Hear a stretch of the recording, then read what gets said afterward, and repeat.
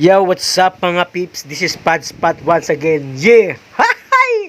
Pero mo English yun. At yun na nga, ang dawit tayo ng Santiago para mag home service sa ating client dahil hindi siya makalis ng kanyang bahay. So, pinunta natin yun. Kasama ko mag home service ang aking pamangkin, si Bibong.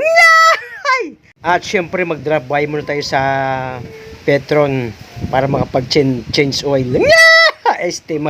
Magpagas pala, kumo. At mahirap ang magpa-change oil. Baka mapalayas ako sa bahay. Ayaw ko.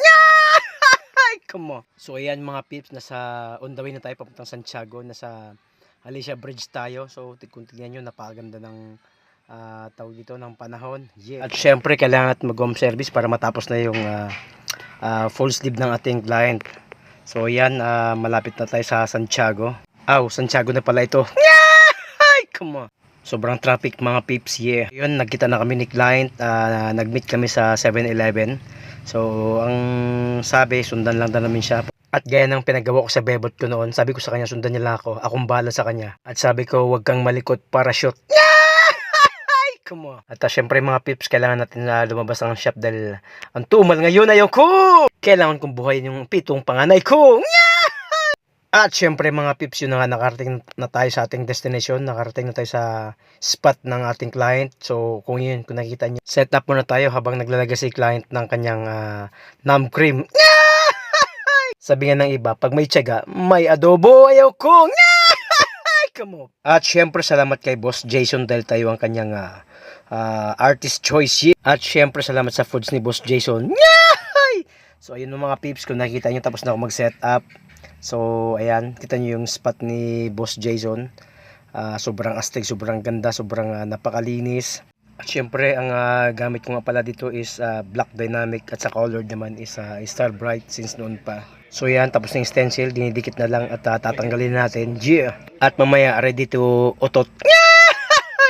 Ay ready to tusok pala. Baklan to. So ayan mga peeps, at medyo patapos na yung baba. Hindi ko na nakuna ng video yung nagsisimula ako para mabilis. So kung nakikita nyo yung parteng taas, meron siyang plastic. So nilagyan kasi ng nam cream yan.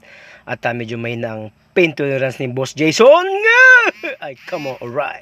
So sa parteng ito medyo iniinda na ni Boss Jason. Kako sa kanya, boss, malapit na. Malapit na talaga. Malapit na siyang itakbo ng ospital. Ayaw ko. At mga peeps, ito nga pala yung ating kabuuang natapos sa full sleeve na project natin kay Boss Jason. 3 session tayo dito. At ang concept na napili niya is oriental. Kasi daw astig at para dumami yung kanyang bebot. Ayaw ko. Kemerot, kamo. At syempre mga peeps, ito nga pala yung last part na ginawa natin na yan. Kung nakita nyo, naka-outline na. Tapos na yung outline. Kukulayan na lang siya sa next session. At syempre magpapasalamat to kay Boss Jason dahil sa kanyang pag-accommodate sa atin na sobrang daming pagkain. So hindi niya tayo pinabayaan na malupit dito. Masyado niya tayong bini baby. Ayaw ko. Come on.